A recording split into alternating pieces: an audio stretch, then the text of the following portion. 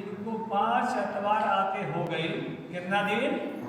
5। आप पहले कंपल्सरी बहुत कामकाज स्प्रे के जैसा, लेकिन दवाई बनारस कहाँ कहाँ बगैली, लेकिन आराम ना मिलत। झाड़ फूक कहाँ कहाँ करा गए, लेकिन आराम ना मिलत।